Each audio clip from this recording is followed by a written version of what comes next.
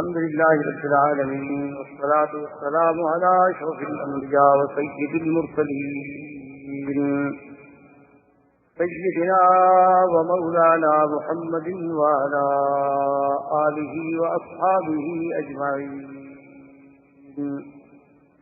أما بعد فقد قال الله تبارك وتعالى في القرآن المجيد والفرقان الحميد: أعوذ بالله من الشيطان الرجيم. بسم الله الرحمن الرحيم.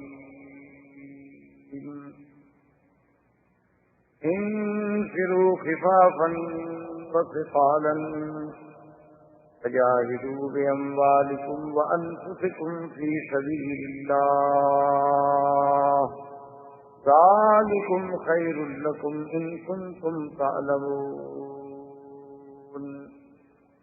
لو كان عرضا قريبا وسفرا قاصدا لاتبعوك ولكن بعدت عليهم الشقة. صدق الله العلي العظيم. قال النبي صلى الله عليه وسلم: نصرت بالرعب مسيرة شهر، أو كما قال رسول الله صلى الله عليه وسلم. برادران اسلام، فاضل احترام بزرگوں، دوستوں، بھائیوں، عزیز نوجوانوں، سلسلہ دروس سیرت نبویہ علی صاحب الصلاۃ والتحیہ میں اللہ تبارک و تعالی کی توفیق سے ولادت باسعادت مبارک سے لے کر فتح خیبر، اس کے بعد فتح مکہ، اور اس کے بعد غزوہ حنین سے واپسی مدینہ منورہ، اور پھر اس کے بعد بنو ثقیف اور بنو حوازن کے وفد کا آنا اور اسلام لے آنا. اب اس کے بعد 9 ہجری جو ہے اس کو اصحاب سیر اور اصحاب تاریخ جو ہیں وہ کہتے ہیں عام الوفود، کہ اس سال میں حضور کی خدمت میں بڑے وفد آئے، اور یہی وہ سال مبارک ہے کہ جس میں حضور صلی اللہ علیہ وسلم نے ارادہ فرمایا اہل روم کے ساتھ مقابلے. جیسا کہ آپ لوگوں پہ الحمدللہ واضح ہے کہ اس دور میں یہ 2 ہی بڑی طاقتیں تھیں جنہیں آپ سپر پاور کہہ سکتے ہیں، ایک فارس اور ایک روم. باقی بڑے بڑے قبائل تھے، جیسے بنو حوازن تھے، بنو ثقیف تھے، بڑے بڑے قبائل تھے، قریش تھے، یمن میں قبائل تھے، بحرین میں، عمان میں. لیکن جو سب سے بڑی طاقتیں تھیں وہ یہ 2. موجودہ مصطلحات اور اصطلاحات کے دور میں یعنی جو سپر پاور تھیں وہ یہ. تو اب حضور صلی اللہ علیہ وسلم نے ارادہ فرمایا کہ روم کے ساتھ کبھی ان کو دعوت دی جائے، اور اگر یہ اسلام قبول کر لیں تو الحمدللہ، اور اگر اسلام قبول نہ کریں تو پھر ان کے ساتھ جہاد کیا جائے. اس کے پس منظر میں یعنی ایک بات یہ تھی کہ اللہ کی رحمت سے اب جزیرۃ العرب تو تقریباً حضور صلی اللہ علیہ وسلم نے فتح فرما لی، تو دشمنوں کو ایک موقع ملتا تھا کہ شاید اللہ نے جو نبی بھیجے ہیں وہ محمد پاک صلی اللہ علیہ وسلم وہ عرب کے لیے ہیں، عرب میں پیدا ہوئے، اور اللہ تبارک و تعالیٰ نے انہیں حکم یہی دیا ہے انذر عشیرتک الاقربین کہ اپنے اپنے قریبی اور قبائل جو ہیں، رشتے دار جو ہیں، ان کو آپ ڈرائیں. تو بس وہ عرب کے لیے نبی تھے، وہ عجم کے لیے یا پورے عالم کے لیے نبی نہیں تھے. تو یہ ایک بہت بڑا دھوکہ تھا. حالانکہ اللہ پاک نے تو آپ کو مبعوث فرمایا پورے عالم کے لیے. قل یا ایھا الناس انی رسول اللہ الیکم جمیعا وما ارسلناک الا رحمۃ للعالمین. اور کہیں فرمایا کافۃ للناس بشیرا ونذیرا، کہیں فرمایا تنذر ام القری ومن حولها یا ایھا النبی جاہد الکفار والمنافقین واغلظ علیہم. تو یہ تو سارے خطاب قرآن میں عام تھے. اس لیے حضور صلی اللہ علیہ وسلم یہ چاہتے تھے کہ حضور کی زندگی میں غیر عرب کے ساتھ بھی تو کوئی معاملہ ہو جائے. اس لیے حضور صلی اللہ علیہ وسلم نے غزوہ روم کا ارادہ فرمایا۔ اب روم کے ساتھ مقابلہ کرنا کوئی آسان بات تو نہیں تھی، اور اسی کو غزوہ تبوک کے نام سے بھی یاد کیا جاتا ہے، کیونکہ یہ واقعہ تبوک میں پیش آیا۔ تو حضور صلی اللہ علیہ وسلم نے اعلان فرمایا، اور حضور کی سیرت طیبہ میں یہ 2 مقامات ہیں جس میں حضور نے اعلان کیا باقاعدہ، ایک غزوہ خیبر اور ایک غزوہ تبوک۔ ورنہ حضور پاک پہلے اعلان نہیں فرماتے تھے، جیسے آپ سیرت میں پڑھ چکے ہیں کہ حضور صلی اللہ علیہ وسلم قال یوری، آپ بات کو چھپاتے اور توریہ سے کام لیتے تھے، کبھی بس جہاد پہ جانا ہے، کہاں جانا ہے یہ بات واضح نہیں کرتے۔ اور یہی حکم حضور صلی اللہ علیہ وسلم نے ہمیں بھی دیا ہے کہ حوائجکم بالکتمان، کہ تم لوگ اپنے مسائل جو ہے رازداری کے ساتھ طے کیا، کیونکہ بات کرنے سے پہلے ہی شور کر دیا اس میں آدمی ناکام ہو جائے۔ انتہائی رازداری کے ساتھ آدمی اپنے معاملہ، تاکہ اگر اللہ کامیابی فرما دے الحمدللہ، اگر خدا نہ خاصا کبھی نہ ہو تو آدمی کو رسوائی تو نہیں ہوتی۔ اگر آدمی سارے جہان میں کہہ دے میں یہ کر رہا ہوں یہ کر رہا ہوں، نہ ہو سکے سب کے سامنے، پھر آدمی کی ایک رسوائی ہو۔ تو حضور صلی اللہ علیہ وسلم اپنے معاملات کو انتہائی اہتمام کے ساتھ دیتے تھے، لیکن یہ 2 ایسے مواقع ہیں، ایک غزوہ خیبر کیونکہ یہود کا مقابلہ تھا، اور ایک غزوہ تبوک کیونکہ روم کا مقابلہ تھا۔ تو حضور نہیں چاہتے تھے کہ میں اپنی فوج کو، اپنے صحابہ کو، جانشینوں کو اندھیرے میں رکھوں، حضور نے اعلان کیا۔ اور یہی غزوہ تبوک جو ہے، یہ جہاں عالم اسلام کی عظمت، سرکار دو جہاں صلی اللہ علیہ وسلم کی رفعت شان اور عظمت اسلام اور مسلمین کا باعث بنا، وہاں منافقوں کے لیے بھی یہ غزوہ جو ہے ایک ضرب کاری تھا،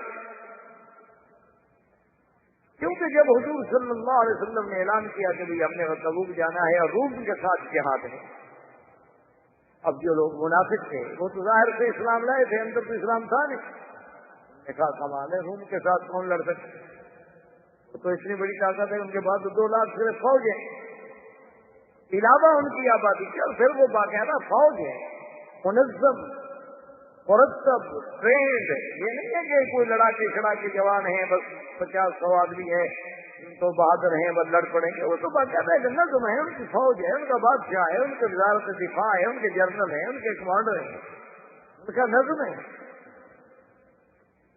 یہ مسلمان ان سے کہیں گے، اب وہ ظاہر یہ بھی نہ کہہ سکیں کہ ہم نہیں جاتے، لہٰذا وہ بہانے بنائیں، حضور کی خدمت میں آ جائیں، یا رسول اللہ ہمیں تو بس بڑا دل چاہتا ہے آپ کے ساتھ جانے کے لیے، لیکن یہ مجبوری پڑی۔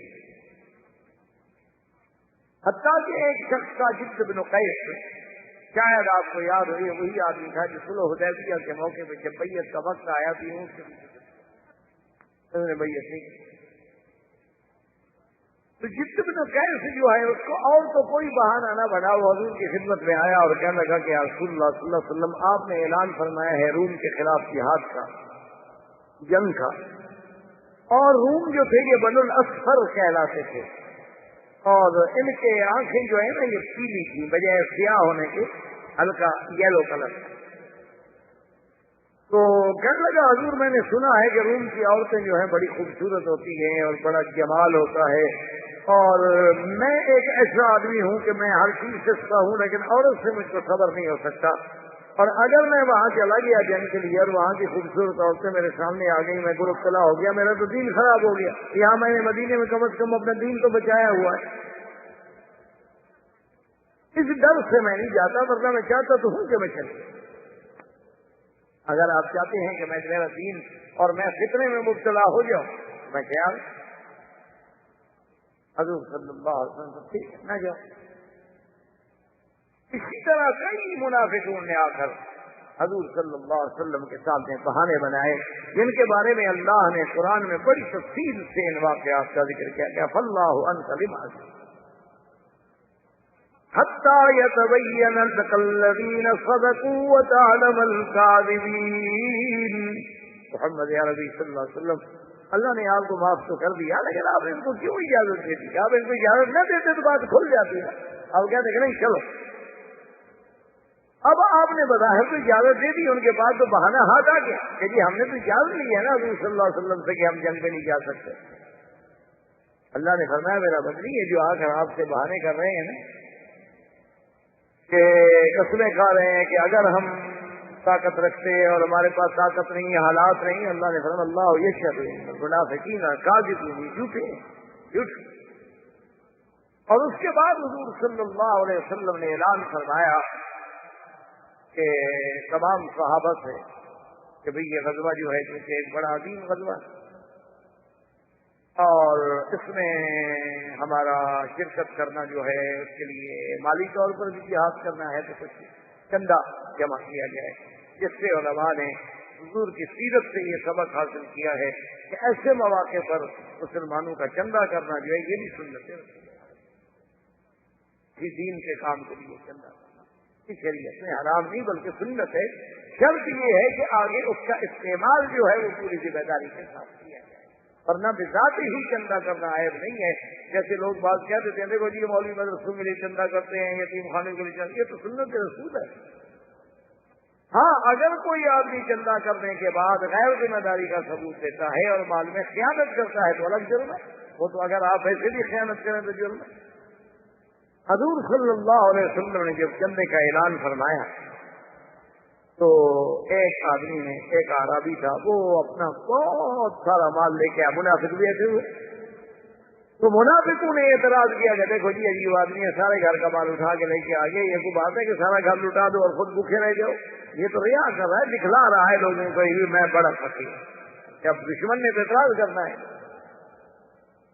اور اس کے بعد اس کے مقابلے پر دوسرا آدمی جو ہے آیا تو وہ بالکل معمولی سی کوئی چیزیں ایک تھا، یعنی یوں سمجھ لیں کہ 3 کلو کھجور کی چیزیں جو تھیں کوئی اور بھی پرانی سی کھجور، وہ لے کے آیا منافقین نے، اس پہ بھی اعتراض کیا دیکھو جی یہ 3 کلو کھجوریں کیا فائدہ دیں گی، یہ بھی چندے دینے والی بات ہے، اس سے تو بہتر تھا کہ نہ لے آتے۔ یعنی مقصد یہ تھا کہ اگر کوئی زیادہ دے وہ بھی قابل اعتراض، اگر کوئی تھوڑا دے وہ بھی قابل اعتراض ہے، کیونکہ اندر ایمان نہیں ہے۔ سیدنا عمر بن الخطاب رضی اللہ تعالی عنہ فرماتے ہیں کہ اس دن مجھے بڑا خوشی بھی ہوئی اور مجھے یقین بھی آیا کہ الیوم نسبت ابا بکر، میں نے کہا کہ آج میں حضرت ابو بکر سے سبقت لے جاؤں گا کہ ابو بکر کسی کام میں بھی ہمیں آگے نہیں آنے دے گا، لیکن آج انشاءاللہ میں ابو بکر سے بڑھ جاؤں گا کیونکہ میرے پاس بہت مال ہے۔ میرے پاس اتفاق یہ تھا کہ جس دن حضور کے چندے کا حکم آیا تو میرے گھر میں کافی دولت۔ حضرت سیدنا عمر رضی اللہ عنہ فرماتے ہیں کہ میں نے اپنے مال کو تقسیم کیا، آدھا گھر چھوڑ دیا، آدھا لیا۔ حضور پاک نے جب دیکھا بڑے خوش ہوئے، فرمایا عمر کتنا لائے ہو؟ میں نے کہا رسول اللہ قسم تو بین والی، میں نے اپنے مال کو تقسیم کر، آدھا مال تو میں نے گھر میں چھوڑا ہے اور آدھا مال جو ہے فی سبیل اللہ۔ فرح رسول اللہ، حضور صلی اللہ علیہ وسلم بہت خوش۔ اور اس کے بعد حضور صلی اللہ علیہ وسلم نے حضرت ابو بکر صدیق رضی اللہ تعالیٰ عنہ کی طرف توجہ فرمائے، فرمایا ماذا جئت یا ابا بکر، ابا بکر تم کیا لائے؟ اس نے کہا حضور جو کچھ میرے گھر میں تھا سب اٹھا۔ حضور میں نے اپنے گھر میں کچھ بھی نہیں چھوڑا۔ تو فرمایا ماتا لگتا ہے گھر میں کچھ نہیں چھوڑا؟ کہا اللہ کا نام چھوڑا ہے حضور، اللہ کا نام یہ چھوڑا ہے، اللہ کے رسول کا نام چھوڑا ہے، باقی گھر میں کچھ رکھا نہیں ہے۔ جب آپ نے مانگ لیا ہے تو یہ تو نہیں ہے بھائی، سب کچھ جو میرے گھر میں قابل۔ حضرت عمر کہتے ہیں میں نے کہا رحم اللہ ابا بکر، ابا بکر اللہ تجھ سے رحمت کرے، بھی کون تجھ سے کون نمبر لے کے، اب تجھ سے کون بڑے، میں تو پھر بھی آدھا لے کے آیا نا، تم تو سارا گھر اٹھا کے آئے۔ لیکن اس کے باوجود بھی یہ چلنا اتنا تو نہیں تھا نا کہ جنگ کے لیے کافی ہو جائے۔ حضور صلی اللہ علیہ وسلم نے فرمایا، آپ نے ترغیب دی، فرمایا من یجاہد، کون ہے جو تجہیز کرے، فلہ الجنہ، اس کے لیے جنت۔ حضرت عثمان انہوں نے کہا کہ یا رسول اللہ صلی اللہ علیہ وسلم، مئۃ بعیر بأعلاسها وأقطابها، حضور 100 اونٹ اور بما پلان بما سامان کے، خالی اونٹ نہیں۔ حضور صلی اللہ علیہ وسلم نے فرمایا کہ اچھا، پھر حضور نے فرمایا من یجہز جیش العسرہ غزوۃ العسرہ، حضرت عثمان پھر کھڑے ہو کر نے کہا رسول اللہ اور 100 اونٹ۔ حضور نے تیسری دفعہ اعلان کیا، تیسری دفعہ عثمان کھڑے ہو گئے، حضور تیسری دفعہ میری طرف سے 100 ہوں، حتیٰ کہ بعض روایات میں ہے کہ 7 مرتبہ، اور بعض روایات میں ہے کہ آخر میں حضرت عثمان کھڑے ہوئے اور انہوں نے کہا کہ یا رسول اللہ علیہ الفضل، میں 1000 اونٹ بما ساز و سامان کے دوں، اور اس کے ساتھ سونا چاندی گھر میں جو کچھ تھا وہ بھی پیش کیا۔ تو ایک روایت میں آتا ہے کہ حضور اس کے پیسوں سے اپنے ہاتھ میں یوں ہلا رہے ہیں اور مسکرا بھی رہے ہیں اور فرما بھی رہے ہیں کہ ما ضر عثمان ما عمل بعد اليوم، ما ضر عثمان ما عمل بعد اليوم، ما ضر عثمان ما عمل بعد اليوم، کہ عثمان آج کے بعد تو بھائی جو کچھ بھی تم عمل کرو نا تمہیں کوئی نقصان نہیں دے سکتا، تمہارے لیے جنت لازم ہے۔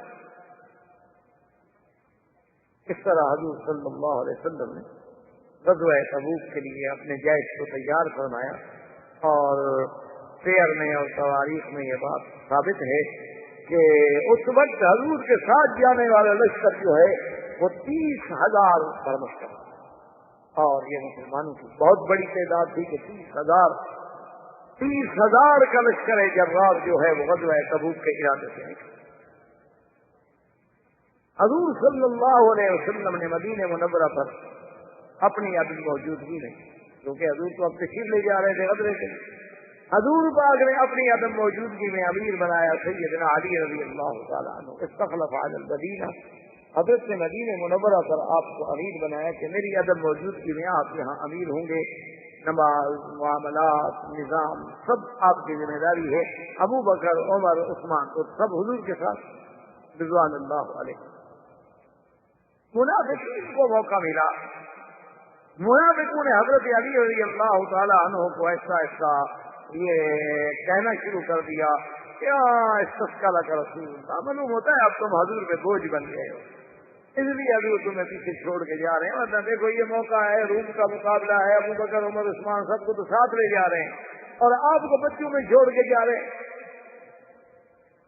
حضرت علی رضی اللہ تعالیٰ عنہ کو بھی ان کے کچھ تانے ناگوار گزرے، حالانکہ اس کی وجہ یہ تھی کہ حضور صلی اللہ علیہ وسلم کی بیٹی کو سیدہ فاطمہ رضی اللہ تعالیٰ عنہ بھی تکلیف سے تھی، ان کو بھی ضرورت تھی، اس لیے بھی حضرت علی رضی اللہ تعالیٰ عنہ، لیکن حضرت علی سے صبر نہ ہو سکا، آپ نے جناب سا اٹھایا، سامان اٹھایا، تیاری کی اور جناب اونٹ پہ بیٹھے اور اونٹ بجایا اور پہنچ گئے۔ حضور ابھی مدینے کے باہر کیمپ لگا کے پورا جیش رکا ہوا تھا، ابھی آپ چلیں گے۔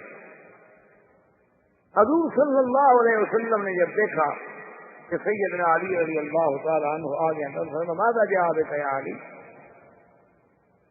علی آپ کیسے ہے؟ تو اس نے کہا رسول اللہ استخلفتنی علی الاطفال والنساء، مجھے بچوں عورتوں کے ساتھ چھوڑ کے جا رہے ہیں اور سب بہادر آپ کے ساتھ جنگ میں جا رہے ہیں اور میں یہاں بچوں میں رہوں۔ تو آپ نے فرمایا ابا ترضى ان تمنی بمنزلة ہارون من موسیٰ الا لا نبی بعدی۔ آپ نے فرمایا کہ حضرت علی کیا تم اس بات پہ راضی نہیں ہو کہ اللہ تمہیں وہ مقام دے رہے ہیں جو اللہ نے ہارون کو دیا تھا، کہ ہارون علیہ السلام کو موسیٰ علیہ السلام نے کہا تھا اخلفنی فی قومی، ان کو خلیفہ بنایا تھا، تو میں تمہیں خلیفہ بنا کے اپنا جا رہا ہوں، تمہارے لیے کوئی معمولی مقام اما ترضى ان خلیفتی فی اہلی واہلک، کہ میرے اہل میں، میرے بچوں میں اور اپنے بچوں میں تمہیں نگران بنا کے جا رہا ہوں، اتنی بڑی اعزاز، اتنا بڑا مقام کہ تم راضی نہیں ہو، عجیب بات ہے۔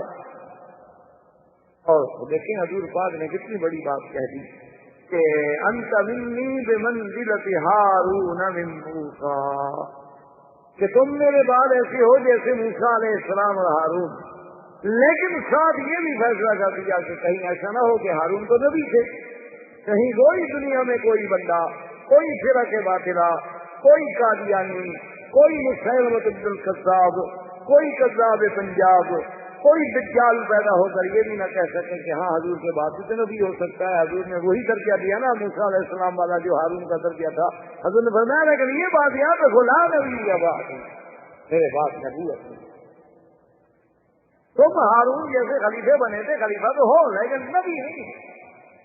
اچھا اسی طرح سے دیکھیں آپ اتفاق کی بات یہ ہوتی ہے کہ یہی وہ روایت ہے جس کو بعض ہمارے روافض اور شیعہ حضرات جو ہیں وہ دلیل پکڑتے ہیں، وہ کہتے ہیں جی حضور کے بعد خلیفہ تو حضرت علی ہے، آپ کو اقرب ترین آدمی رشتے میں کون تھے؟ سیدنا علی رضی اللہ تعالیٰ عنہ۔ تو لازمی بات ہے کہ آپ نے انہیں کوئی خلیفہ بنا۔ اب منافقین کا کردار دیکھیں۔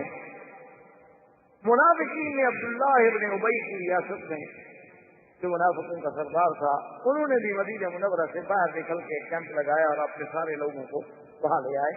بظاہر یہی تاثر دیا کہ ابھی حضور جو جا رہے ہیں ہم بھی جا رہے ہیں، لیکن ایک دو دن کیمپ لگانے کے بعد کہا کہ چلو جی واپس چلے مدینے، روم سے لڑنا ہے، بہت کو دعوت دینے والی بات ہے، یہ تو لڑنا ہے، کوئی عقل کی بات ہے کہ 30,000 آدمی لے کے 2 لاکھ کے اوپر مقابلے کے لیے چل پڑو۔ اور پھر دیکھو روم والے اپنے گھر میں بیٹھے ہوئے ہیں، انہوں نے ہم پر حملہ نہیں کیا، چڑھائی نہیں کی، جنگ نہیں کی، یہ کون سی بات ہے کہ ہم جا کے زبردستی ان سے لڑیں؟ اور تیسری بات یہ ہے کہ اس وقت عین کھجوروں کے پکنے کا زمانہ ہے، عین شدت کی گرمی ہے، فصل آنے کا وقت ہے، سارے سال کی کمائی تو ہم مدینے والوں کو یہی کھجوروں کے باغ ہیں، اگر ہم چلے گئے تو ان کھجوروں کو کون سنبھالے گا؟ اس کا مطلب یہ ہے کہ ہم اقتصادی طور پر بھی برباد ہو جائیں اور ملے گا بھی کچھ نہیں، اس لیے یہ لڑنے کا وقت نہیں ہے، لہٰذا ہم تو واپس جا رہے ہیں۔ مقصد یہ تھا کہ جب میں نکلوں گا تو بہت سارے لوگ جو ہے نکلیں گے اور اس کے بعد نہیں نکلیں گے تو چلو دل تو ٹوٹ جائے گا۔ دیکھو نا اب ہم مقابلے پہ نکلے، 50 آدمی بیٹھے ہیں، 25 آدمی کہیں ٹھیک ہے جی آپ جائیں، ہم تو نہیں جاتے، تو 12-25 کا دل تو ٹوٹے گا۔ عبداللہ آدمی بھائی اپنے آدمی لے کر واپس مدینے چلا گیا، اس نے کہا میں نہیں جاتا، ٹھیک نہ جا۔ اور کچھ لوگ ایسے بھی تھے کہ جو پیچھے رہنا نہیں چاہتے تھے لیکن حالات کی بنا پر پیچھے رہ گئے، ان میں ایک تھے ابا خیثمہ، ان میں 12 صحابہ تھے، وہ حالانکہ نہیں چاہتے تھے کہ ہم پیچھے رہیں، لیکن اتفاق بعض نے کہا کہ میں حضور صلی اللہ علیہ وسلم تو قافلہ چلے گا نا 30,000 کے آدمی کی رفتار الگ ہوتی ہے، اکیلا آدمی اگر چلے تو الگ ہوتی ہے، میں اگر اونٹ چلاؤں گا تو وہ جو 4 دن میں سفر کریں گے میں 1 دن میں کر لوں گا، میں پکڑ لوں گا۔ تو کچھ لوگ جو تھے وہ اس طرح پر بھی رہے۔ حضور صلی اللہ علیہ وسلم نے اپنے قافلے کو چلایا اور راستے پر گزر ہوا مقام ہجر، جسے مدائن صالح بھی کہتے ہیں۔ آپ مدینہ منورہ سے اگر تبوک کی طرف جائیں تو یہ سب چیزیں راستے میں آتی ہیں۔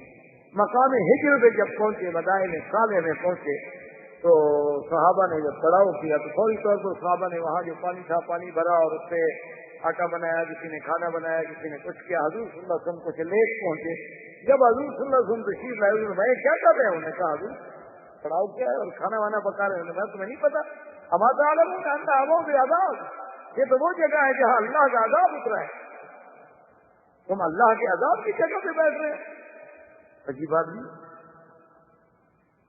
جہاں اللہ کا عذاب آئے وہاں سے آدمی کو جلدی جلدی جانا چاہیے، اور حکم دیا کہ جو لوگوں نے کھانا بنایا ہے، آٹا بنایا ہے، جو کچھ بنایا اپنے جانوروں کو کھلا دو، کوئی عذاب والی چیز استعمال نہ کرے، جس موضع پر عذاب آ جائے اس کا پانی، اس کا مقام استعمال نہیں کرنا چاہیے، کیونکہ یہ تو عذاب کی جگہ ہے، کہ ایسا نہ ہو کہ اللہ کا عذاب ہم پر بھی آ جائے۔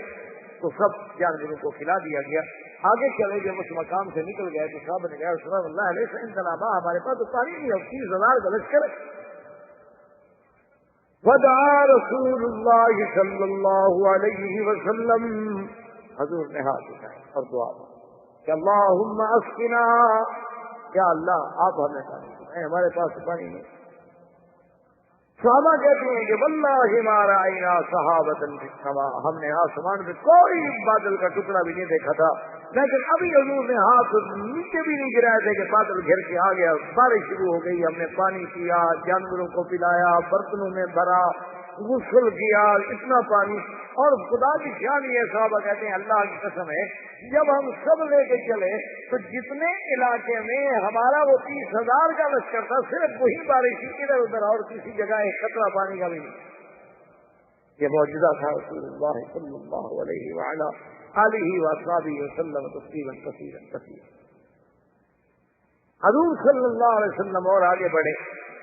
ابا خیثمہ جو گیا باغ میں تو اپنی بیوی اور پھل اور پھر خیال آیا کہ یا ابا خیثمہ کمال ہے، تم تو آج کھجوروں کے سائے میں ٹھنڈا پانی، نوجوان بیوی، یہ راحتیں اور مزے لوٹ رہے ہو، اور اللہ کا نبی شدت کی حرارت میں دشمن کے مقابلے پہ جا رہے ہیں۔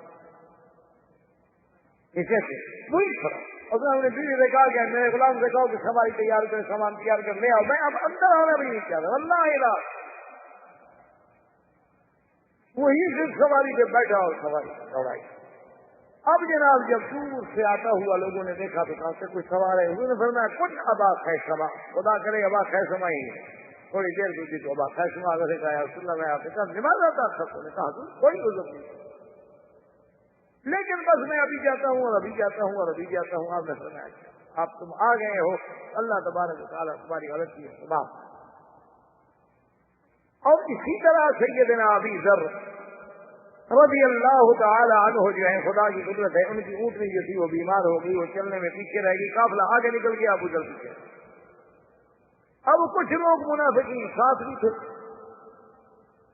تو انہوں نے کہنا شروع کر دیا, انہوں نے کہا ہاں دیکھا ابی ذر کے دل میں بھی کوئی کھوٹ تھا, اسی لیے تو رہ گیا نا, ورنہ آنا جاتا.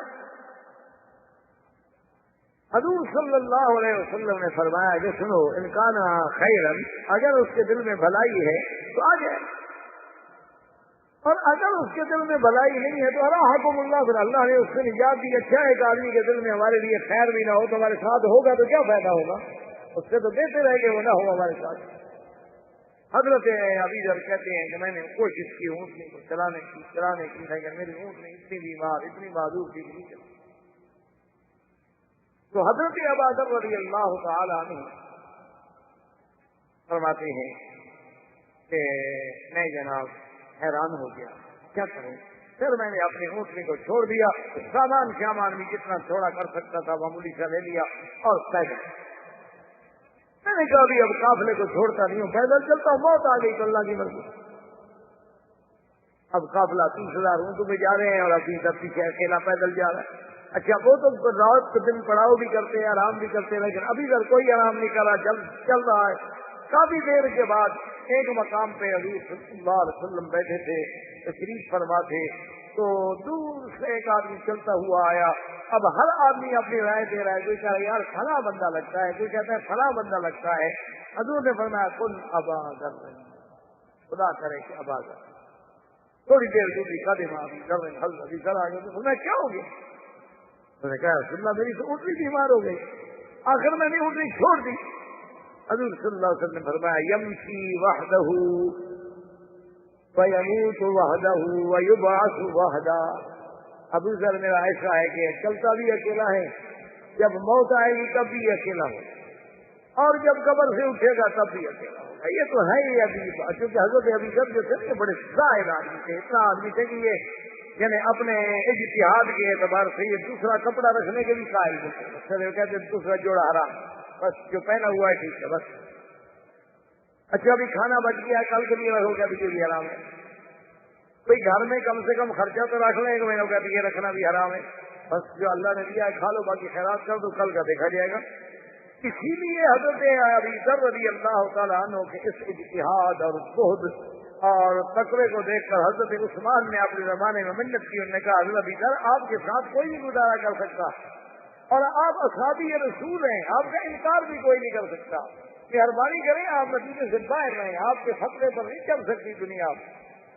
حضرت عثمان نے معافی مانگی اور حضرت ابی ذر جو تھے ربضہ میں چلے گئے, مدینہ منورہ سے دور چلے گئے, اور اپنی بیوی سے کہہ دیا کہ دیکھو اب ہم اکیلے ہیں, اور میرے نبی نے کہا تھا کہ وحدہ ویموت وحدہ, میں نے مرنا بھی شاید اکیلا ہے, اسی لیے مدینہ چھوڑ کے ربضہ میں آ گیا ہوں. جب میں مر جاؤں تو تم مجھے غسل تو دے نہیں سکتی ہو, اکیلی عورت کیا کرو گی, ایک چھوٹا غلام ہے, میری چار پائی گھسیٹ کے اب جو ہے سڑک پہ رکھ دینا, اعلیٰ قاریات قریب راستے پہ رکھ دینا, کوئی گزرے گا جنازہ پڑھ لے گا تو کوئی جنگل کے جانور کھا جائیں گے. ٹھیک, خدا کی قدرت ابھی ذر فوت ہو گئے. اب اکیلے, ایک بیوی ہے بوڑھی اور ایک چھوٹا سا غلام ہے بیچارہ. اس کے بعد جناب انہوں نے جو کچھ ان سے بند پڑا غسل کیا, اس کے بعد جناب کفن وغیرہ پہنایا اور سڑک چلا کے رکھ دیا. کیا کریں, وہاں کو مسلمان ہی نہیں, جنازہ پڑے کون قبر کھودے. تھوڑی دیر ہی ابھی گزری تھی کہ حضرت عبداللہ بن مسعود رضی اللہ تعالیٰ عنہ حضور کے صحابی ہے جلیل القدر قافلہ لے کے گزرے, دیکھا کہ راستے میں, کہا میں نہ آتا. انہوں نے کہا ابھی ذر فبکا. حضرت عبداللہ بن مسعود ہو گئے, رونے لگے, ورنہ سمعت رسول اللہ صلی اللہ علیہ وسلم یقول یمشی وحدہ فیموت وحدہ ویبعث وحدہ. انہوں نے کہا خدا کی قسم میں نے حضور سے سنا تھا حضرت ابی ذر کے بارے میں حضور نے فرمایا تھا کہ یہ اکیلا رہتا ہے، اکیلا مرے گا، اکیلا اٹھے گا. اللہ کے نبی کا فرمان صدق رسول اللہ. حضرت عبداللہ رسول نے قافلہ روکا، قبر تیار ہوئی، جنازہ پڑا اور ابی ذر رضی اللہ تعالیٰ عنہ کو بڑے شان اعزاز کے ساتھ دفن کر دیا گیا. تو حضور کی وہ بات جو آپ نے غزوہ تبوک کے موقع پر فرمائی تھی، حضور صلی اللہ علیہ وسلم جب تبوک میں پہنچے تو تبوک کے ساتھ ہی قریب میں ایک قبیلہ تھا، قبیلہ بنو ایلہ.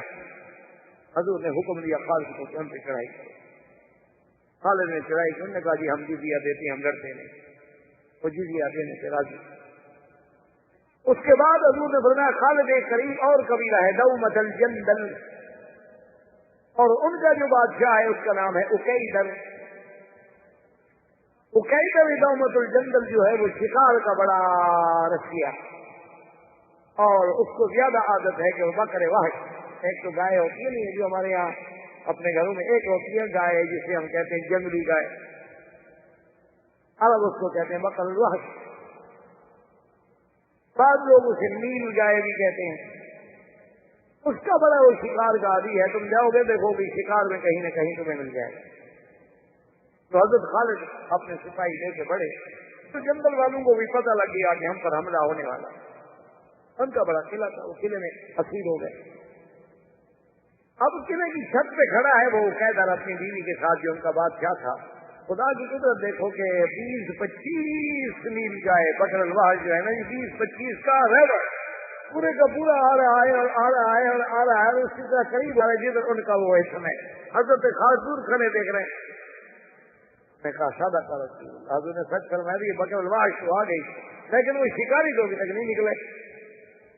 تو اس کی بیوی کہنے لگی کہ وہ قیدر دیکھو آج تک تم نے نیل گائے کو کبھی نہیں جانے دیا، اتنی نیل گائے کیا بلند کرتا ہے. انہوں نے کہا صبر کی بات نہیں ہے، اب ان کو شکار کرنے جائے خطرہ ہے کہیں خود شکار نہ ہو جائے. تو اس نے کہا کوئی نہیں ایسی بات بنی ہے تو بالکل آپ کے قلعے کے قریب جا رہی ہیں، ان کو شکار کرنے کتنی دیر لگے گی، شکار کرو اندر آ جاؤ. انہوں نے کہا یہ بات. تو وہ جناب اترا، اس کا بھائی تھا حسان وہ بھی اترا، اور حسان اس وقت ایک ایسے لباس اس زمانے میں ریشم و کمخاب کا لباس تھا اور سونے کی تاروں کا اس سے کام ہوا. اب اس نے جب نیل گائے اچھا خدا کی قدرت یہ ہے کہ جب وہ نیل گائے کے قریب آ گیا تو نیل گائے اور ہنسنے لگی، وہ اور آگے جائیں وہ اور پیچھے جائیں وہ اور آگے جائیں وہ اور پیچھے جائیں. اس جگہ پر وہ نیل گائے ان کو لے آئیں جہاں خالد گئے. وہ تو اب شکار میں اندھے ہو کے آ گئے نا، دھند میں آ گئے. تو خالد نے حملہ کر دیا. نتیجہ یہ نکلا کہ حسان قتل ہو گیا اس کا بھائی، اور اکیدر جو تھا اکیدر دومۃ الجندل ہو گیا اس کا. حضور صلی اللہ علیہ وسلم کے پیش کیا گیا. اس نے کہا یا رسول اللہ بس جو اللہ کو منظور تھا ہو گیا، بہرحال میں جزیہ دینے سے راضی. اب تم کہتی ہو تمہاری بات کون مانو؟ حضور نہیں، بہرحال میں اپنی قوم کا سردار ہوں، میری بات جو ہے قوم نہیں ٹال سکتی، میں جو فیصلہ کروں گا میری قوم وہی قبول. تو اس کی قوم نے بھی قبول کر لیا، اور دومۃ الجندل جو ہے وہ بھی حضور صلی اللہ علیہ وسلم کے اسلام کے زیر نگین تھا. اب صحابہ حیران ہو کر حسان کے لباس کو دیکھ رہے ہیں کہ ایسا قیمتی لباس نے تو کبھی دیکھا ہی نہیں تھا نا کہ ریشم کے لباس ہو اور سونے کی باریک تاروں سے اس پر کام کیا جائے.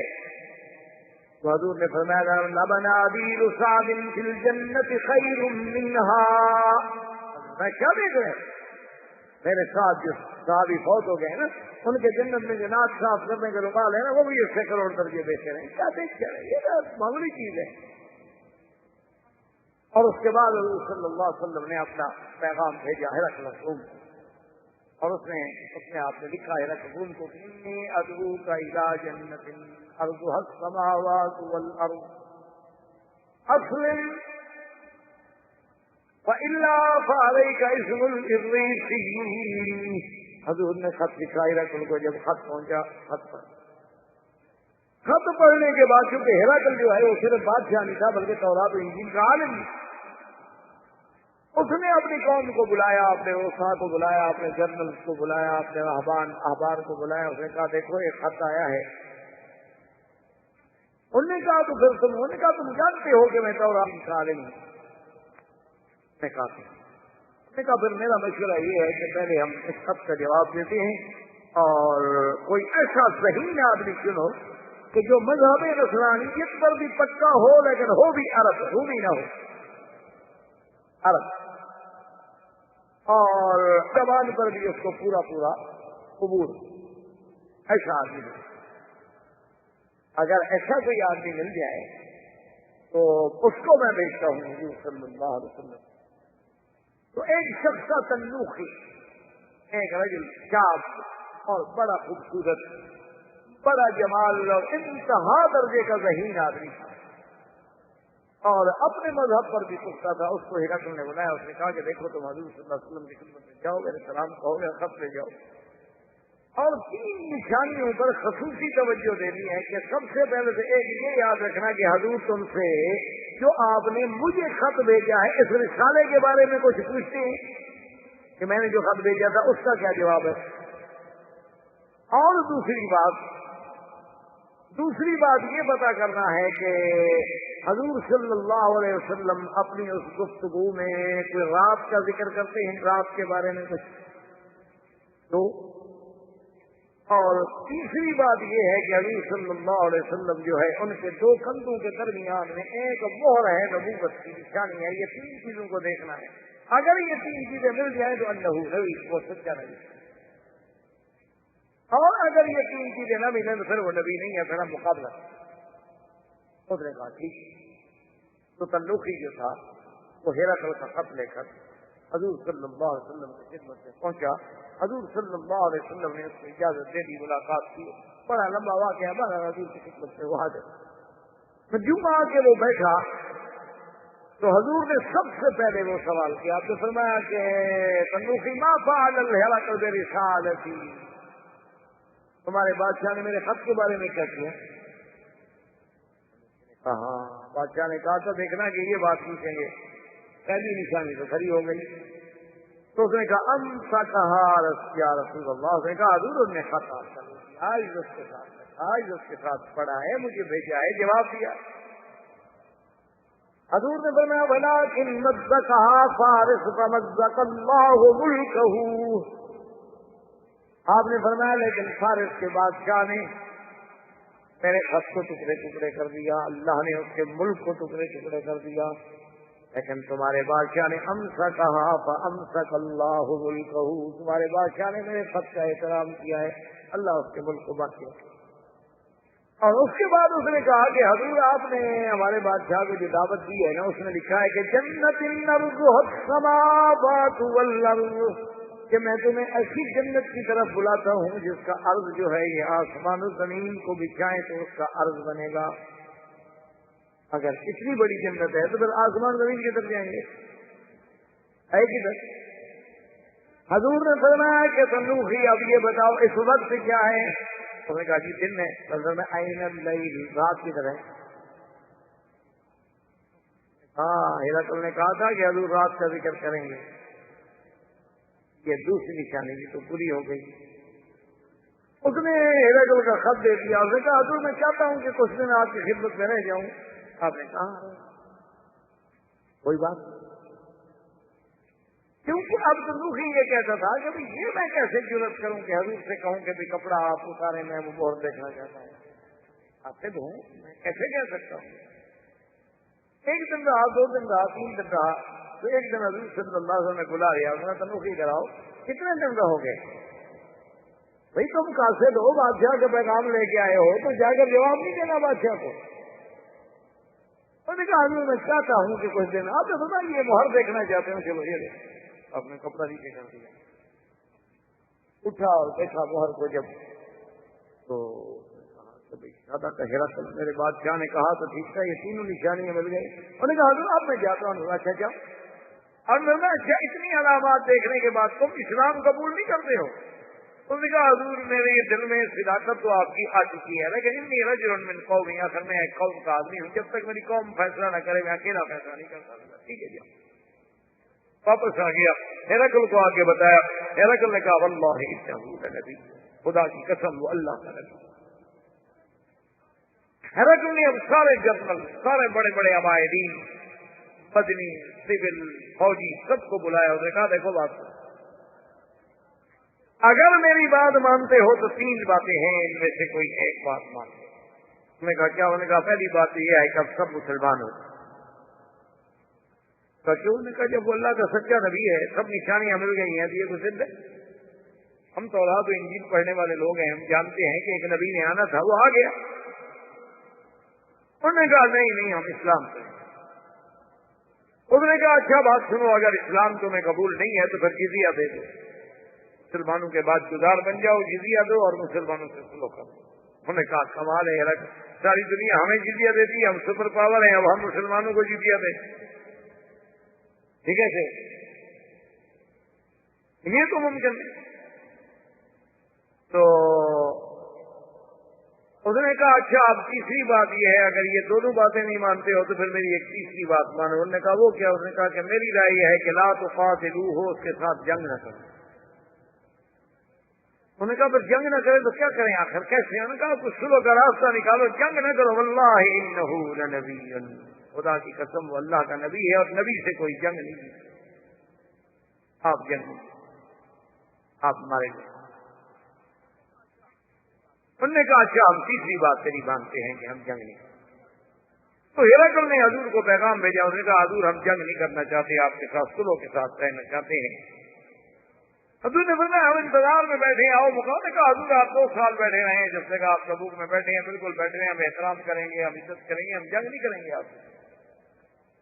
حضور نے اپنے صحابہ کو بلایا، آپ نے فرمایا پھر ہمارا مقصد جو تھا وہ یہ تھا کہ ہم اپنی دعوت نبوت جو ہے وہ عرب سے نکل کے باہر ان تک بھی پہنچائیں اور ان کو بھی دعوت مبارزت دیں، اور اگر وہ نہیں نکلتے مقابلے پر تو نہ نکلے، ہم ساری زندگی تو تبوک نہیں بیٹھے رہیں گے، ہمارا مقصد حل ہو گیا، چلو واپس مدینہ منورہ۔ اچھا دنیا میں تو بات اڑ گئی کہ بھائی مسلمانوں کو اللہ نے اتنی طاقت دی ہے کہ 30,000 کے لشکر پر 2 لاکھ بنو الاسفر مقابلے پہ نہیں آتے۔ ہرقل ڈر گیا، ہرقل ڈر گیا۔ بس یہ بات ایسی ہوئی کہ سب قبائل دوڑ دوڑ کے اسلام ابھی کہ اس کا مقابلہ بنو الاسفر بھی نہیں کر سکتا، اس کا مقابلہ ہرقل روم نہیں کر سکتا، ہم کیسے مقابلہ کریں گے؟ اس کے بعد حضور نے لشکر چلایا، آپ نے فرمایا ایک جگہ ہے راستے میں، اس کا جگہ کا نام ہے وشن، تو وہاں ایک پتھر ہے، اس سے پانی ٹپکتا ہے، پانی یعنی ابھرتا رہتا ہے، نکلتا رہتا ہے۔ مجھ سے پہلے اگر کوئی پہنچ جائے تو اس پانی کو نہیں چھیڑنا جب تک کہ میں نہ۔ لیکن کچھ منافقین جو تھے وہاں پہنچ گئے، پانی نکل رہا تھا، جلدی جلدی سے انہیں اپنے برتنوں میں تو پانی بھر لیا۔ جب حضور پہنچے تو اس قطرات ہی باقی رہ گئے۔ حضور نے فرمایا قاتل اللہ لعنہ اللہ، میرے باپ کی مخالفت کی، میں نے کہا تھا کہ مجھ سے پہلے اگر کوئی پہنچ جائے تو اس سے۔ اب انہوں نے حضور نے فرمایا اچھا تھوڑا سا پانی جمع کرو، اسی پانی کو جمع کیا گیا، حضور نے وضو فرمایا، وضو کر کے اسی پتھر پہ ڈال دیا۔ صحابہ کہتے ہیں سمعنا صوتا، ہم نے ایسی آواز سنی کر رعدا جیسے بجلی کڑک مارتی ہے، اور اس کے بعد اس سے ایسا چشمہ نکلا کہ اتنی طاقت سے تو نہر بھی نہیں بہتی۔ حضور نے فرمایا کہ اگر وہ بدبخت مجھ سے پہلے آ کر اس کا پانی نہ نکالتے لجرا نہرا عظیما فی ارض العرب، پورے عرب کی سرزمین میں ٹھہر جائے، لیکن ان بدبختوں نے پہلے پانی نکال دیا تو اب پورے عرب میں تو نہیں جائے گی، لیکن اس جگہ کو آباد کرے گی۔ یہ وہی چشمہ ہے جس کی حضور صلی اللہ علیہ وسلم کی برکت سے جاری ہوا، جس کی وجہ سے آج مزار تبوک آپ دیکھتے ہیں نا، تبوک سے ہر چیز آ رہی ہے، سبزی آ رہی ہے، خیار آ رہا ہے، چیزیں آ رہی ہیں، باغات آ رہے ہیں، وہ پورا علاقہ جو آباد ہے اسی چشمے کی وجہ سے آباد ہے جس سے حضور صلی اللہ علیہ وسلم نے پانی کیا۔ آج بھی تبوک کا جو وادیاں ہیں، مزارے ہیں، یہ وہی پانی ہے، وہی وجل ہے جس پر حضور صلی اللہ علیہ وسلم نے بات۔ اس کے بعد حضور صلی اللہ علیہ وسلم مدینے کی طرف روانہ ہوئے۔ راستے میں ایک جگہ تھی عقبہ نے، ایک قلعہ تھا بہت اونچا۔ حضور نے حضرت حذیفہ کو اور عمار بن یاسر کو لیا اور حکم دیا بھی اور کوئی آدمی ہمارے ساتھ نہ آئے، اور حضور اپنے گھوڑوں کے ساتھ اس قلعے پہ چڑھ گئے، کھڑے ہو کے آپ اپنے لشکر کو دیکھ رہے ہیں۔ منافقین کو موقع ملا تو ان کے 14 آدمی جو تھے مل کر انہوں نے کہا کہ ہم اس چوٹی پر دوسری طرف سے جا کے حضور کو دھکا دے کے گرا دیتے، اس سے اچھا موقع ہمیں کوئی نہیں ملے گا کہ اس وقت حضور اکیلے کھڑے۔ ادھر سے دشمن منافقین جو ہے 14 آدمی چڑھنے لگے، اور حضور صلی اللہ علیہ وسلم نے بھی دیکھ لیا اور حضرت حذیفہ نے بھی دیکھ لیا۔ حضرت حذیفہ فرماتے ہیں کہ میں ان کی طرف دوڑا، میرے ہاتھ میں میرے ہاتھ میں اتنی سی چھوٹی تھی، صرف اور کچھ بھی نہیں تھا، اور چھوٹی کے ساتھ میں نے کہا ظالموں کدھر اوپر آ رہے ہو؟ اچھا میں نے یہ نہیں سمجھا کہ حملے کے لیے آ رہے ہیں، میں نے یہ سمجھا کہ جب اللہ کے نبی نے منع کر دیا ہے کہ اس سیدھے پر اور کوئی نہ چڑھے تو یہ حضور کے حکم کی خلاف ورزی کر کے کیوں چڑھے، بس اتنی سی بات۔ میرے دل میں یہ نہیں تھا، نہ مجھے معلوم تھا کہ یہ تو قاتلانہ حملے کے لیے آ رہے ہیں، لیکن ان پر ایسا روک پڑا کہ وہ پیچھے بھاگ گئے۔ جب میں واپس آیا حضور نے فرمایا جانتے ہو یہ کیوں آ رہے تھے؟ دیکھا مجھے قتل کرنے کے لیے آ رہے تھے، لیکن اللہ نے ہم کو ذلیل و رسوا کر دیا ہے۔ تم نے پہچانا وہ کون تھے؟ انہوں نے کہا حضور ان کے چہروں پر چونکہ کپڑا تھا میں پہچان تو نہیں سکا، لیکن ان گھوڑوں سے مجھے اندازہ ہے کہ بنو تمیم کے لوگ تھے، ان کے گھوڑے میں پہچانتا ہوں قبیلے کے، لیکن وہ بننے میں نہیں پہچان سکا۔ آپ نے فرمایا فلان و فلان و فلان و فلان، حذیفہ کو 14 آدمی، اس کا نام یہ تھا یہ تھا یہ تھا یہ تھا یہ تھا، یہ نام سارے رکھ لو۔ لیکن میں نے کہا کہ حضور نہیں کسی کو نہیں بتانا، میں نے کہا حضور اجازت ہے ان کو قتل کر دو، میں قتل نہ کرو، کیونکہ ان الناس یحدثون ان محمد یقتل اصحابہ، کہ اب اللہ کے نبی جو ہیں اپنے ساتھیوں کو کلمے پڑھنے والوں کو بھی قتل کرنے لگے۔ ایسا لیکن حضور نے فرمایا حذیفہ نام بتی، اسی لیے حذیفہ بن الیمان کو کہا جاتا تھا صاحب سر رسول اللہ، حضور کا رازدان۔ حضور صلی اللہ علیہ وسلم نے وہ نام ان کو تو بتایا اور کسی کو نہیں بتایا۔ اسی لیے صحابہ بعد میں جب کوئی آدمی مرتا اور اس کا جنازہ آتا تو حضرت عمر سب صحابہ جیسے کانا ينظران الى حذیفہ، حضرت حذیفہ کو دیکھتے کہ اس جنازے پر حذیفہ کھڑا ہے جنازہ پڑھنے کے لیے یا نہیں کھڑا۔ اگر حذیفہ کھڑے ہیں تو پڑھ لیتے، نہیں کھڑا مانے ایک منافق ہے، پھر کو بھی صحابہ جنازہ نہیں پڑھتے تھے، کیونکہ ان کو پتا تھا کہ حذیفہ بن الیمان کو تو پتا ہے اور کسی کو پتا نہیں۔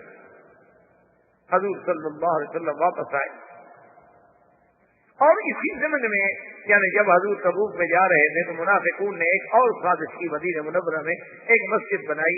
ایک ابھی عامر راہب تھا شام میں، اس نے کہا یہودی تھا، اس نے کہا کہ دیکھو تم مدینے میں جب تک ایک مقابلے کا مرکز نہیں بنا ہوگا نا تم مقابلہ نہیں کر سکتے مسلمانوں کا، جب تک آدمی کا اڈا نہ ہو، مقابلے کا مرکز نہ ہو تو مقابلہ کیسے؟ تم ایک مسجد بناؤ، اس کو نام مسجد کا دو، حضور کو لے آؤ، افتتاح حضور سے کراؤ، وہاں نمازیں شروع کرو، ایسا ایسا تمہاری جماعت بنے، اور پھر میں یہاں سے مسلمان ہو کر بظاہر اسلام کا لبادہ اوڑھ کے اندر تو یہودی رہوں گا، لیکن اوپر سے میں اسلام لے آؤں گا، اور وہاں آ کر ہم اپنا حلقہ بنا کے پھر مسلمانوں کی قوت کو کاٹیں گے اور توڑیں گے۔ جب تک ہمارا مرکز نہیں ہوگا پھر تو کام نہیں ہو سکتا۔ انہوں نے ایک مسجد بنائی، حضور کی خدمت میں بھی آئے کہ یا رسول اللہ ہمارے ساتھ چل کر مسجد میں نماز پڑھ لیں۔ آپ نے فرمایا نہیں مشغول فی غزوۃ تبوک، میں تو تبوک کے مسئلے میں بڑا مشغول ہوں، تبوک کے بعد آنے پر دیکھا جائے گا۔ تو نے کہا اچھا ٹھیک ہے حضور جب آپ تبوک سے آ جائیں ہمیں مہربانی کریں، بس ایک دفعہ آپ قدم دے دیں، بس ایک دفعہ آپ نماز پڑھا دیں تاکہ ہماری جو ہے نا وہ مسجد میں برکت۔ اللہ نے حضور کو اطلاع کر دی۔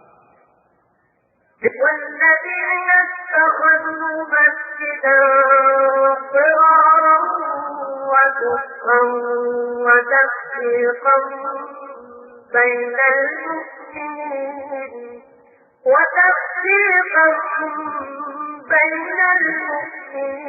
وإرصادا لمن حارب الله ورسوله من قبل وليحلفن إن أردنا إلا الحسنى۔ اللہ نے فرمایا میرا مدنی ان کافروں نے جو مسجد بنائی ہے ان کا مقصد مسجد نہیں ہے، ان کا مقصد مسلمانوں میں تفریق ڈالنا ہے، اور یہ انتظار کر رہے ہیں اللہ کے اس دشمن، اللہ کے رسول کے دشمن کا کہ وہ آئے، اور قسمیں کھاتے ہیں کہ ہمارا مقصد نیک ہے۔ واللہ یشہد انہم لکاذبون لا تقم فيه أبدا لمسجد أسس على التقوى من أول يوم أحق أن تقوم فيه رجال يحبون أن يتطهروا والله يحب المطهرين۔ اللہ نے فرمایا میرا مدنی حافظ مسجد میں کبھی قدم نہ رکھنا، آپ کی شان وہ مسجد ہے جو قباء میں جس کی بنیاد تقوی پہ رکھی گئی، جس میں ایسے لوگ ہیں جو پاکیزگی ظاہری اور باطنی کو پسند کرتے ہیں، اور اللہ تبارک و تعالیٰ بھی ان کو محبوب رکھتے ہیں۔ افمن اسس بنیانہ علی التقوی خیر وہ مسجد زیادہ بہتر ہے جس کی بنیاد تقوی پہ رکھی گئی، نہ کہ وہ مسجد جس کی بنیاد جو ہے جہنم کی آگ کے کنارے پہ رکھی گئی۔ ان کا نتیجہ کیا ہے؟ دنیا میں بھی اور آخرت میں بھی ان کو جہنم ملے گی۔ اللہ کے نبی نے اسی وقت حکم دیا، مالک بن دخشن کو حکم دیا کہ آپ فوج لے کے جائیں اور اس مسجد کو جا کے جلا دیں۔ جو چیز مسلمانوں کی تفریق نام کیا مسجد مسجد تھوڑی بن جاتی ہے۔ اب جناب یہ مالک بن دخشن فوجی لے کے پہنچاتی ہے، تو گھبرا گیا، انہوں نے کہا یہ کیا ہو؟ انہوں نے کہا مرنا رسول اللہ صلی اللہ علیہ وسلم نے ہرا کیا، حضور نے ہمیں حکم دیا کہ جلا دو۔ یعنی اللہ نے ایسے حالات پیدا کیے کہ منافقوں پہ چوٹ ضرب پہ ضرب پڑ گئی۔ اب ان کا راز بھی کھل گیا، تو پتہ لگ گیا، اللہ کے نبی کو تو پتہ لگ گیا ہم نے مسجد کیوں بنائی۔ اور اسی اثنا میں ابھی حضور مدینے کے اندر داخل نہیں ہوئے کہ صحابہ کہتے ہیں صبح کی نماز ہے اور حضور پاک دور تشریف لے جاتے تھے اپنے قضاء حاجت کے لیے، حضور واپس نہیں آئے۔ اب ہم انتظار کر رہے ہیں، خطرہ ہو گیا کہ اگر ہم مزید انتظار کرتے ہیں تو کہیں ایسا نہ ہو کہ سورج نکل آئے اور نماز کا وقت چلا جائے۔ اب صحابہ گھبرا گیا بھی کیا کریں، انتظار کریں وقت جاتا ہے، نہ انتظار کریں تو کیا کریں، نماز جاتی ہے کریں۔ آخر صحابہ نے کہا کہ بھائی نماز تو اللہ کا فرض ہے نا، وہ تو کسی کے لیے مؤخر نہیں کیا جا سکتا۔ تو عبد الرحمن بن عوف کو حکم دیا گیا کہ آپ امام بنے اور ہمیں نماز پڑھائیں۔ عبد الرحمن بن عوف نے کھڑے ہو کے نماز شروع کی۔ ابھی حضور پاک نے ایک رکعت پڑھی تھی کہ عبد الرحمن بن عوف نے ایک رکعت پڑھائی تھی کہ حضور تشریف لے آئے۔ جب سلام پھیرا تو اب حضور کھڑے ہو کے اپنی رکعت پوری کرے اور صحابہ کانپ رہے ہیں کہ ہم نے کیا کیا، ہم نے غلطی کی۔ حضور تھوڑی دیر میں تو آگے تھے۔ جب فارغ حضور نے فرمایا تم سب نے بہت اچھا کیا ہے، نماز فرض ہے، اس کے اوقات مقرر ہیں، کسی کے لیے نماز آگے پیچھے نہیں کی جا سکتی، تم نے بہت اچھا کیا، اچھی بات۔ اگر میں نے عبد الرحمن بن عوف کے پیچھے ایک رکعت پڑھ لی کیا ہو گئی، جماعت ہو گئی، لیکن تم لوگوں نے بہت اچھا کیا ہے۔ یعنی نماز کا مقام اتنا بلند ہے کہ اللہ کے نبی کے انتظار میں بھی تاخیر نہیں کی جاتی۔ حضور صلی اللہ علیہ وسلم اس کے بعد آگے چلے، ایک صحابی سے ابا رحمہ، وہ کہتی ہے خدا کی شان ہے کہ میرا اونٹ جو تھا نا وہ حضور کے قریب جو گزرا تو مجھے اونگ آ رہی تھی، تھکا ہوا تھا سفر کا، مجھے خیال نہیں آیا وہ اتنا قریب سے گزرا کہ حضور کے پاؤں کو اتنا رگڑ آئی کہ پاؤں زخمی ہو گیا، بالکل مست کیا نا اس نے ساتھ، ایسا رگڑ آئی کہ حضور صلی اللہ علیہ وسلم کا پاؤں زخمی ہو گیا۔ حضور نے غصے میں مجھے بیت مارا، پھر میری آنکھ کھلی۔ کیا کر رہے ہو؟ کہا حضور میں نے آمد ان کو نہیں کیا۔ خیر کہتے ٹھیک ہے، میں نے پھر اونٹ ہٹا لیا۔ کہتے پھر مجھے اونگ آ گئی، خدا کی قدرت ہے میرے اونٹ نے پھر جا کے اسی جگہ رگڑا لگایا۔ حضور صلی اللہ علیہ وسلم نے پھر مجھے بولا کیا کر رہے ہو ابا رحمہ، اب مجھے تو نیند ہے۔ میں کہتا پھر میں خیر اونٹ کو لے کے بالکل پیچھے چلا گیا اور پھر میں چھپ گیا کہ حضور کے سامنے نہ ہوں، اب اگر حضور نے مجھے پکڑا مجھے سزا دیں گے۔ تو کافی دیر کے بعد حضور نے مجھے بلایا، ہفتے ہوئے حضور کے سامنے پیش ہوا۔ میں نے کہا اب آ گیا، میں نے 2 دفعہ زیادتی کی ہے۔ حضور نے فرمایا ابا رحمہ وہ جو تم نے کیا نا وہ تمہارے بس میں نہیں تھا، تمہیں نیند تھی، لیکن میں نے تمہیں جو بیعت مارا تھا مجھے تو نیند نہیں تھی، لہٰذا یہ بیعت لے لو اور بدلہ لے لو، میں قیامت پہ بدلہ نہیں دینا چاہتا۔ یہ تھے اللہ کے رسول، میں نے تمہیں بیعت مارا تھا لیکن یہ لو بیعت اور یہی بیعت میں نے مارا، یہی تو مجھے مان لو۔ رسول اللہ میں آپ کو کیسے بیعت ماروں گا؟ میں جو حکم دے رہا ہوں۔ انہوں نے کہا قد عفوت یا رسول اللہ، حضور میں نے معاف کر دیا، بس بات ختم ہوگی، میں کیسے اللہ کے نبی کو بیعت ماروں؟ اس کے بعد حضور صلی اللہ علیہ وسلم مدینہ منورہ میں تشریف لے آئے۔ تو اب مدینہ منورہ میں آنے کے بعد صرف متخلفین جو تھے نا جی، وہ لوگ بات کو کچھ تو بالکل حق بجانب تھے لیکن معذور تھے، اور کچھ لوگ ایسے تھے کہ ان کے پاس عذر بھی نہیں تھا لیکن ان کے ایمان یا نیت میں بھی کوئی شک نہیں تھا، وہ متخلفین تھے۔ وہ حضور